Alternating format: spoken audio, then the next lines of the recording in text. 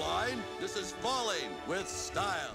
What is a flying type? Can you explain that to me, my dear viewer? Because I sure can't. Not with game mechanics, at least. See, unlike all other types, flying Pokemon all have nothing in common. They don't share similar stat spreads, don't have any playstyle defining moves or qualities, and don't emulate any traditional game archetypes. The only thing they have in common is that they all have a second type, which serves as the foundation of that Pokemon's in-game role. Pidgeot, early game normal type. Charizard, that's your fire starter. Butterfree, early game bug. Zubat, annoying enemy that poisons you. Dragonite, the ultimate dragon. Farfetch, a joke character for collection. Zapdos, Moltres, and Articuno, a trio of legendaries. Mono flying wouldn't exist until Gen 5, and Tornadus is hardly a fair representation of the type. So tell me, what is the flying type's design identity? Think it over for a bit.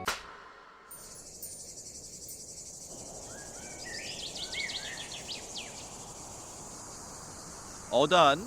The answer is, it doesn't have one. Flying doesn't exist like the other types do, because it is the only type which wasn't created with a specific design role in mind. It isn't a speedster like electric, a tank like rock, a glass cannon like ice, a physical specialist like flying, a mage like psychic, a debuff support like grass, an early game crutch with tricky moves like bug, the end game ultimate type like dragon, a balance patch like fairy, or a default option like normal. It exists because of one reason alone. A lot of animals got wings. That's it. Since Pokemon was always envisioned as a game about collecting silly little guys, the fact that several creatures have wings is a proverbial flying elephant which had to be addressed from day one of the game's development. Hence why flying's type data is ID2. It was likely created very early with the intent of being slapped onto anything with wings. That's all. In fact, flying was so aimless, the devs originally wanted to give bird Pokemon their own type. They likely changed their minds later in development because they remembered they were Japanese and not Australian, meaning the majority of their birds could fly anyway and there'd be a lot of conceptual overlap. So these two types were fused together. Two souls, one body. Because of this, we may never truly know which of the final version's type interactions originally belonged to bird or flying, though we can guess. Bird likely held the advantages over bug and grass, since those are typical bird diets, and weaknesses to ice and electric because of winter migration and power lines. Flying would provide the rock weakness, since that's a way to knock down an airborne target, the fighting advantage because we can't punch something out of arm's reach, and ground immunity because it's off the ground. That said, I personally dislike trying to apply real-world logic to game mechanics, because mechanics are not bound by real-world limitations. Games are shaped and crafted based on design objectives and balancing, not what makes sense in real life. If a two-barreled grenade launcher needs 3 grenades to be fun and balanced, then it gets 3 grenades. Real-world logic be damned. But I am, begrudgingly, willing to make a partial exception in this case. Since the original design objectives for flying and bird were so half-baked, it is genuinely possible that the developers chose its type interactions based on vibes and didn't balance it at all. This half-baked design can also be seen in the type's moves. Apart from normal, it was the only type with 2 identical early game 35 power moves, Peck and Wing Attack. One was likely meant for flying while the other was for bird. In fact, it's pretty easy to tell that most of Gen 1's flying moves used to belong to bird, because they were all bird themed. Peck and Drill Peck were owned by Fiero, Dodrio, and Zapdos, all birds with long pointy beaks. Mirror Move and Sky Attack's original names being Parrot, Mimicry, and God Bird also suggest they used to be bird type. This is why Zubat, Cypher, and Aerodactyl only learned Wing Attack. They aren't birds. As for Gust, well, it was likely a normal move because all other wind moves, such as Razor Wind and Whirlwind, were also normal. Not that it mattered, since they don't learn it anyway. Under ordinary circumstances, this poor selection of moves would doom the type to uselessness like fighting. But one move single-handedly saved it. HMO2, Fly. Like with Dig, the game's trainer AI cannot play around the dodge turn like a human player, making this a reliable 70 power flying move. That actually lets it match Sky Attack's performance, because Sky Attack's charge up turn leaves you exposed to take a hit. But since Fly was a HM found in the mid game, it ended up being far superior, sort of like with Dig and Earthquake. However, Fly's accessibility was surprisingly poor in Gen 1. It was mainly learned by Birds and Aerodactyl, and while it greatly benefited them, it left Golbat, Dragonite, Butterfree, Cypher, and Gyarados with zero sources of good flying damage. Yes, they gave Fly to Doduo, the flightless emu, over Dragonite, the giant flying dragon. At least Charizard gets to learn it in yellow. This oversight likely came about because Fly was not created with game balance in mind. Like the rest of the flying type, Fly existed more out of necessity rather than anything else. Fast travel is a very important quality of life feature for many RPGs due to their large worlds that incentivize backtracking. It is usually locked behind an item or ability obtained partway through the game, but Pokemon's HM system was slightly different. It was built on the idea of your Pokemon helping you in both battle and exploration, so the fast travel option needed to be something which Pokemon could do. There were really only two options for this: teleporting or flying. Since teleportation was more fantastical and less intuitive, they went with flight. This gave flying a more utilitarian role than most other types. Players pretty much always kept a flying type in their teams out of sheer convenience, regardless of their battling capabilities. Very cool. Still doesn't change the fact that the flying type was a disorganized mess in Gen 1. But considering how many other, much bigger messes existed in Gen 1, I don't think anybody really noticed or cared.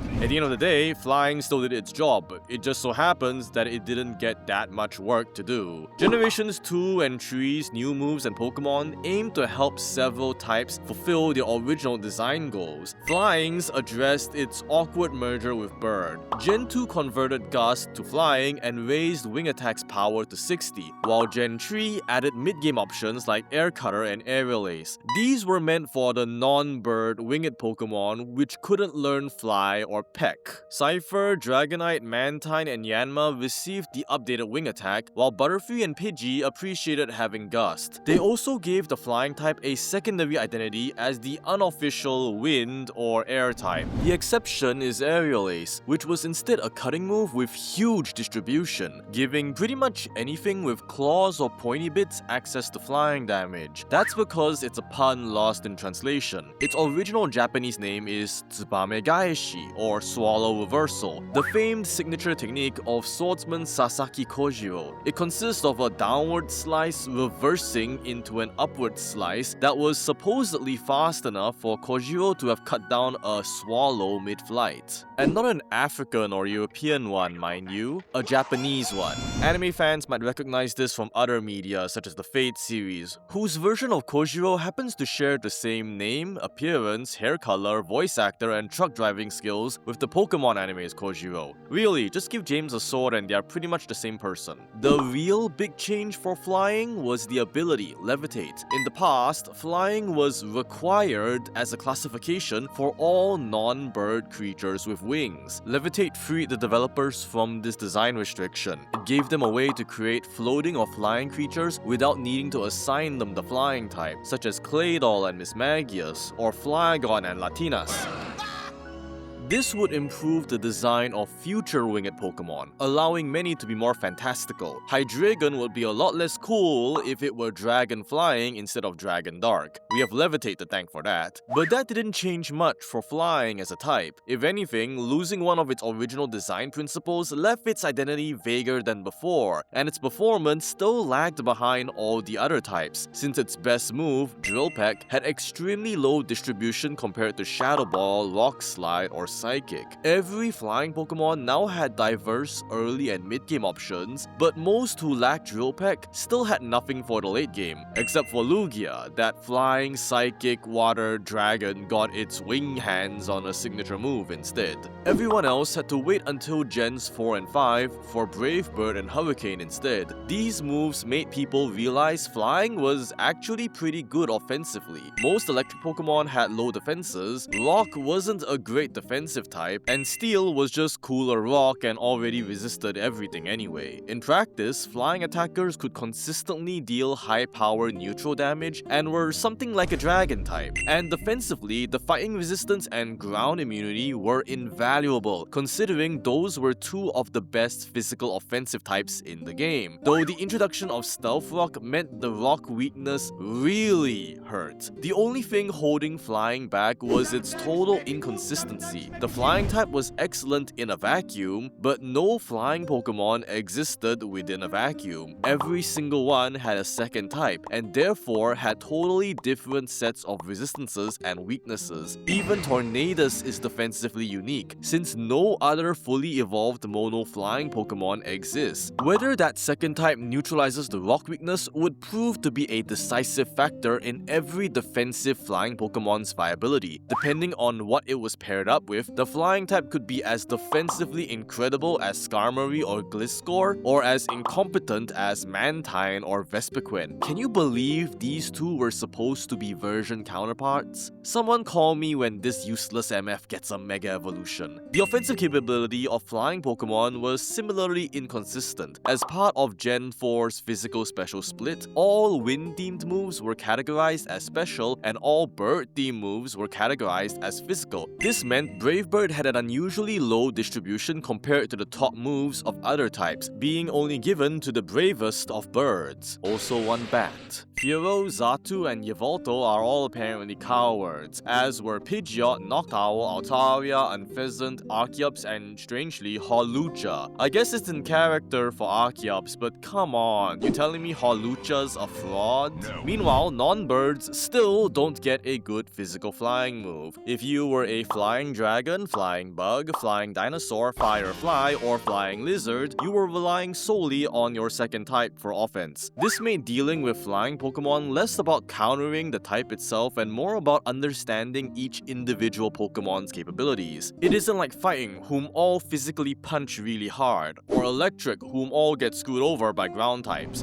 Flying Pokemon could have perfect stats, ability, and typing, but have zero way to deal flying damage, leading to strange matchups where certain grass or fighting Pokemon like Amoonguss or Conkeldurr could fearlessly tank and threaten them with Spore or Ice Punch. Take Mega Aerodactyl for example. Fearsome stats, a huge damage boost from Tough Claws, and an amazing offensive type combo. But since its only flying move was Wing Attack, and Rock Slide and Stone Edge don't benefit from Tough Claws, it ended up being kinda mediocre as a flying attacker. Gyarados is the same. You use Bounce and Cope. Half the point of its Mega is to give it an actual second stab to use. Salamence has wings, but it's no bird, so no physical flying stab. It has to devote its entire Mega Evolution to get that. Gliscor's best flying move was Acrobatics. Not like it ever used it though. Charizard-wise, an incredible special attacker, but since Hurricane's accuracy is screwed by Sun, and Air Slash's damage is pitiful, it's safe to assume it won't have a flying move. All these Pokemon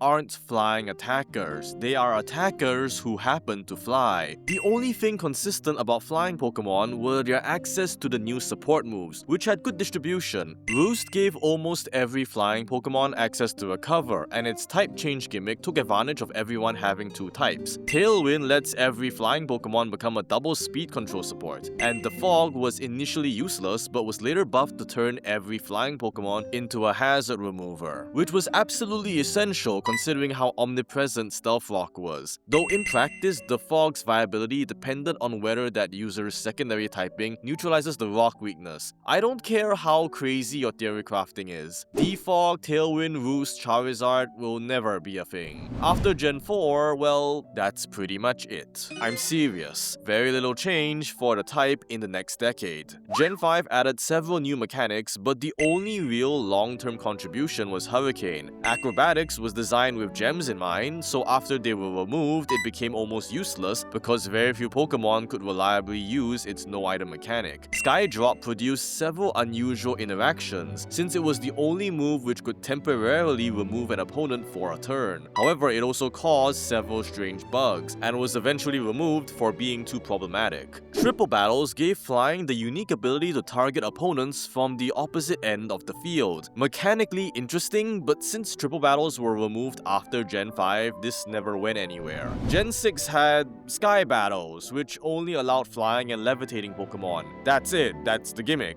I guess Game Freak and Creatures Inc. really wanted to show off their new 3D models. In my opinion, all that really did was call attention to those awkward hovering animations though. The defog update was the big change. Oh yeah, and Smogon got terrorized by a bird for a couple years. That was funny. Gen 7 removing HMs meant players no longer needed to keep flying Pokemon in their teams for fast travel, putting the type out of a job. Fly sticks around as a TM, but it's now hidden away in non-optional areas instead of being mandatory. It also gave us the greatest bird ever. No, I will not accept any rebuttals in the comments. Flying's only meta change within the past decade was in Sword and Shield. Remember all those physical flying attackers with no flying attacks? Well, after 8 generations, Game Freak finally threw them a bone. Dual Wingbeat isn't amazing. A 2-hit 40 power move with 90% accuracy and no secondary effect is really mediocre by the standards of every other type. But beggars can't be choosers, though these Pokemon might as well be the kings of beggars with how far they ran with it. Dual Wingbeat changed the matchups of several Pokemon like Aerodactyl, Dragonite, and Salamence. Being able to actually deal reliable flying damage meant Pokemon like Amoonguss and Conkeldurr were now at real risk of taking super effective damage, forcing them to play more cautiously than before.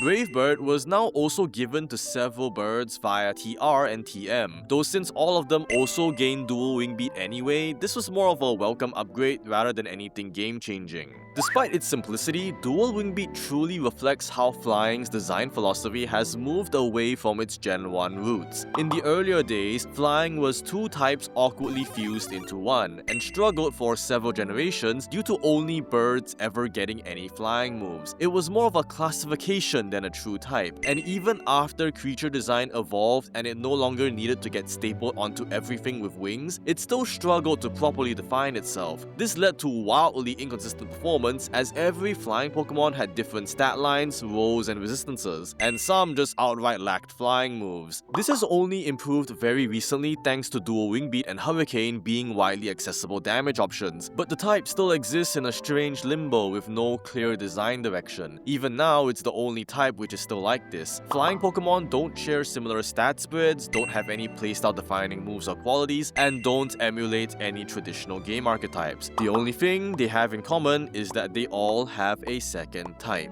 This was true since the series began back in Gen 1, and it remains true till today. So, my dear viewer, I ask this again. What is a flying type? Because whatever it isn't defined by game mechanics, but by wings. And while you're at it, tell me, what's your favorite flying Pokemon? Is it a bird, a plane, or a Superman in a cloud? I think it should be pretty obvious what mine is. It's clearly the Decidueye. God, I'm good at being an owl. Alright, now go watch another video.